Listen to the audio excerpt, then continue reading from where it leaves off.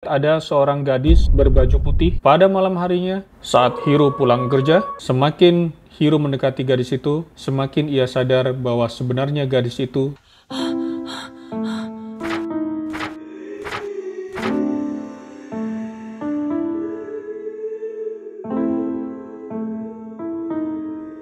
right behind you. Hello guys, welcome back to our channel Cerita Kunafa with me, Reza. Kali ini aku akan membawakan satu cerita yang berasal dari Jepang, kisah nyata yang terjadi pada tahun 2012. Jepang, sebagaimana kita ketahui, adalah negara yang memiliki kemajuan teknologi yang luar biasa jika dibandingkan dengan negara-negara lain di dunia. Namun tidak semua daerah di Jepang memiliki tingkat kemajuan teknologi yang sama. Kali ini cerita ini terjadi di satu daerah yang relatif kecil di sebelah utara Tokyo. Kisah ini diceritakan oleh seorang pekerja perusahaan konstruksi di sana yang bernama Hiro. Hiro memiliki seorang sahabat yang bernama Kenji. Mereka berdua ini memang sahabat yang sangat dekat. Bisa dibilang kemanapun Hiro pergi, Kenji selalu ada di sana. Kenji memiliki seorang kekasih yang tinggalnya berseberangan dengan apartemen Hiro. Kenji sendiri tinggal tidak jauh dari apartemen Hiro. Sementara kekasih Hiro sendiri bekerja di Tokyo. Setiap pagi, Hiro dan Kenji selalu berangkat bersama-sama menuju ke kantornya naik sepeda. Jarak dari apartemen Hiro menuju ke tempat kerjanya memakan waktu sekitar 30 menit. Demikian juga dengan pulangnya, mereka selalu bersama-sama naik sepeda. Satu ketika, Kenji mengajak Hiro untuk melewati satu jalan pintas. Dan menurut Kenji, jalan pintas itu cukup cepat, hanya akan memakan waktu sekitar 20 menit dari apartemen Hiro menuju ke tempat kerja dan demikian sebaliknya. Hanya ada satu masalah, di jalan pintas itu jarang ada lampu, sehingga pada malam hari suasananya cukup mencekam. Walaupun mereka laki-laki, kalau mereka harus lewat jalan itu sendirian, mereka akan merasa ketakutan. Tapi mereka selalu berdua, berangkat kerja maupun pulang kerja, sehingga mereka tidak merasakan ketakutan itu. Di jalan pintas itu, mereka juga harus melewati satu jembatan, menyeberangi sungai, dan jarak lampu penerangan antara satu lampu dengan lampu lainnya memakan waktu sekitar 5 menit menggunakan sepeda. Jadi bisa dibayangkan, di antara dua lampu yang terpisah jarak 5 menit, jalanan akan terlihat sangat gelap.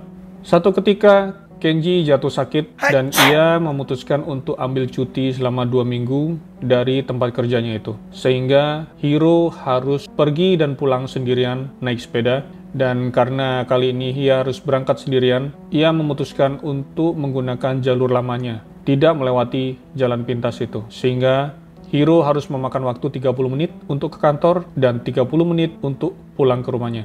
Namun, keesokan harinya, kekasih Hiro menelpon. Ia berkata bahwa ia ingin tinggal di apartemen Hiro selama seminggu. Hal ini membuat Hiro jadi ingin buru-buru pulang setelah ia selesai dari kerjanya, supaya ia bisa segera bertemu dengan kekasihnya itu di apartemen Hiro. Dan demi kekasihnya itu, Hiro memutuskan untuk melewati jalan pintas itu sendirian, walaupun jalan itu cukup gelap di malam hari. Di hari kedua, Hiro melewati jalan pintas itu. Di jembatan penyeberangan, Hiro melihat ada seorang gadis berbaju putih, berambut panjang, sedang duduk di kursi kayu yang ada di dekat sungai itu. Dalam hati, Hiro berpikir, apa yang dilakukan gadis ini malam-malam seperti ini?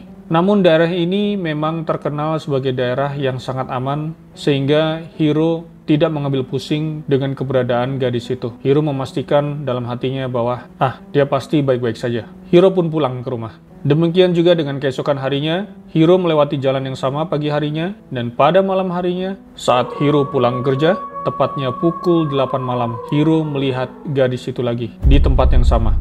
Namun kali ini, gadis itu tidak duduk di atas kursi. Kali ini, gadis itu berdiri di dekat kursi kayu. Dan pada saat itulah gadis itu melihat ke arah Hiro. Dari kejauhan, Hiro pun menyapanya. Namun gadis itu tidak mendengarnya. Lalu Hiro memutuskan untuk mendekati gadis itu dan ia hendak mengatakan pada gadis itu supaya berhati-hati karena ini sudah malam. Namun apa yang terjadi? Semakin Hiro mendekati gadis itu, semakin ia sadar bahwa sebenarnya gadis itu tidak menapak di atas tanah.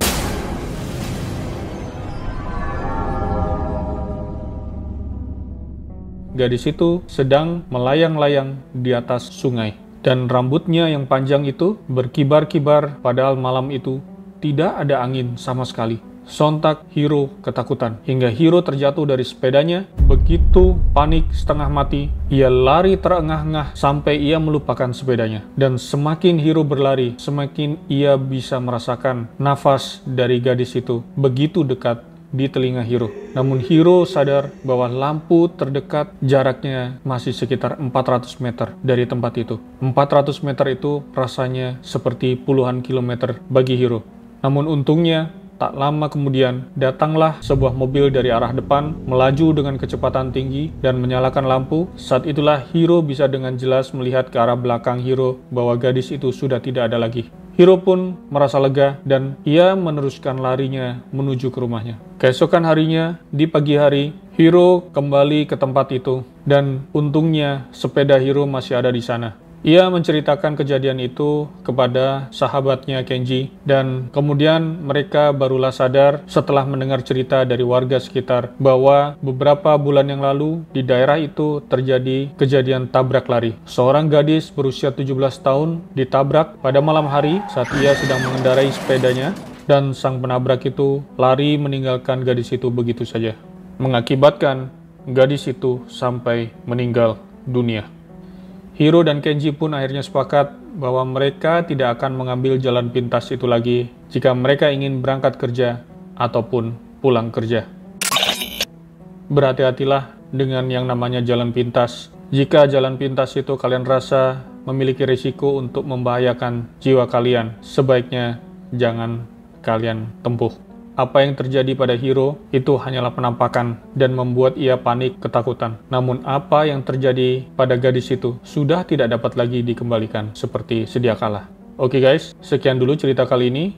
Jangan lupa subscribe. Kita ketemu lagi di cerita horor Kunafa berikutnya.